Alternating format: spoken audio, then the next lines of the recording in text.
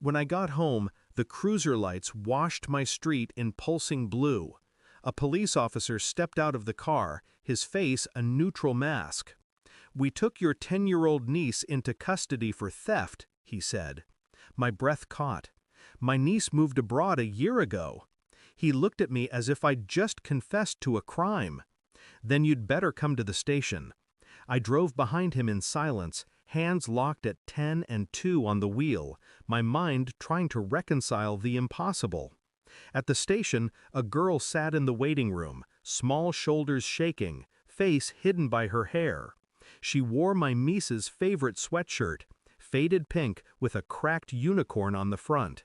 I stared at her and felt the first crack in the floor of my reality. They called her by my niece's name. She lifted her face, eyes swollen from crying. Same shade of green. Same small scar on the chin. But older, harder. Her voice was thin when she spoke. "Auntie?" My throat closed. "Where's your mother?" "She told me to find you." I sat across from her, forcing my hands to stay still.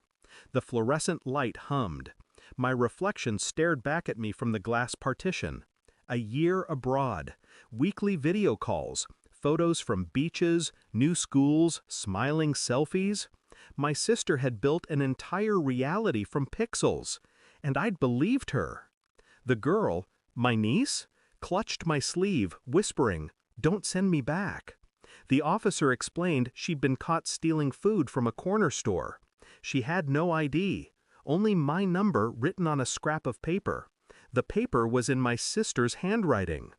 That night, I took the girl home.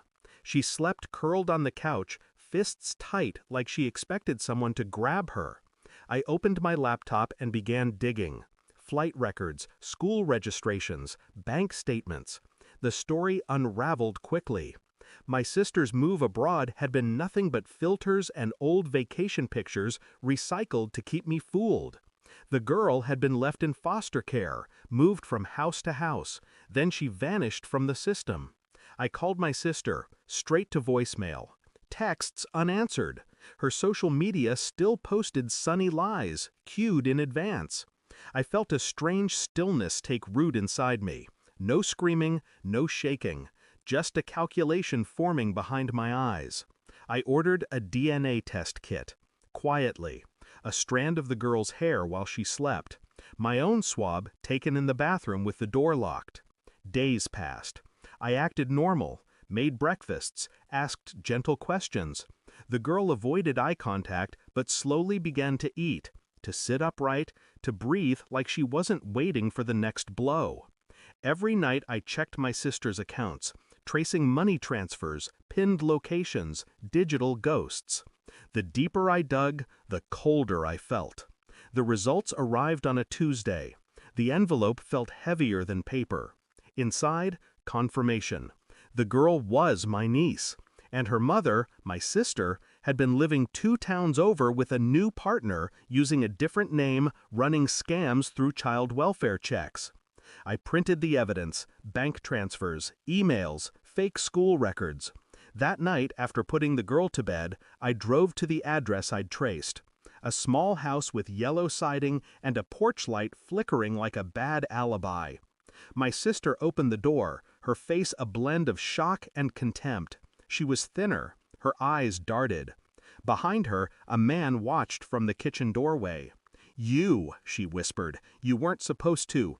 I handed her the file. She flipped through it, hands trembling, each page a blade. "You left her," I said. "You lied to me every week." I didn't shout, I didn't plead. I'd already filed a report. Copies of everything sent to social services, to the bank, to the state fraud unit. She tried to close the door. I placed my foot against it, calm, unyielding. "She's with me now," I said. Her mouth opened, closed, opened again.